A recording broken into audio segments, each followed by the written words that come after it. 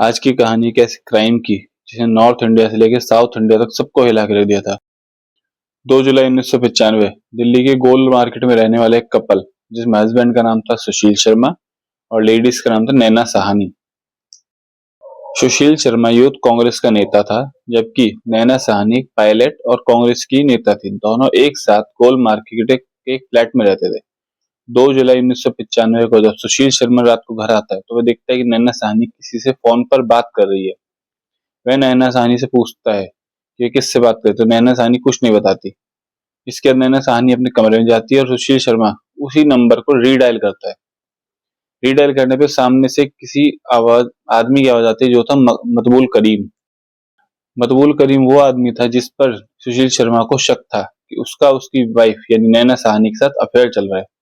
उसके बाद वो अपनी राइफल से रिवॉल्वर निकालकर नैना साहनी पे 3 गोली चलाता है, जिसमें से एक गोली उसके सर पे और एक उसकी गर्दन में जाके लगती है और नैना साहनी तभी के तभी मर जाती है।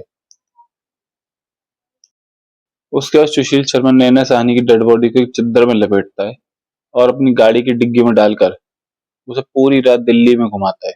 वो जगह ढूंढता है कि उसे कहाँ फेंका जाए, लेकिन जब उसे किसी जगह पर कोई स्थान नहीं मिलता है, सुशील शर्मा डेड बॉडी को लेकर अपने रेस्टोरेंट बगिया रेस्टोरेंट में जाता है, जो कि अशोका रोड पे था। वह वहां अपने मैनेजर के साथ मिलकर, जिसका नाम केशव था, ये पहले तो होटल को खाली कराते हैं। होटल को खाली कराने के बाद सुशील शर्मा नैना साहनी की डेड बॉडी के टुकड़े करता है और उस टुकड़ों को वहां पर रखे तंदूर में डालता है। उन तंदूर नैना साहनी का शरीर बड़ा होने के कारण मिट्टी के तंदूर में नहीं जा रहा था, जिस कारण सुशील शर्मा उस बॉडी को जलाने के लिए उसके ऊपर बार बार बटर डाल रहा था। बटर से क्या हो रहा था कि वो जो आग थी वो उसकी लपटें उठ रही थी और लपटें ऐसी थी कि वो बगिया रेस्टोरेंट के ऊपर जो दीवार थी उस दीवार से ऊपर जा रही थी बाहर की तरफ। जब सुशील शर्मा बार बार भट्टी में बटर डाल रहा था तो उसकी लपटें ऊपर जाने के कारण बाहर जो लोग थे उन्हें लगा कि होटल में आग लग गई, तो पुलिस को फोन करते हैं। पुलिस में हेड कांस्टेबल अब्दुल नजीर कुंजू वहां आते हैं और साथ में एक होमगार्ड।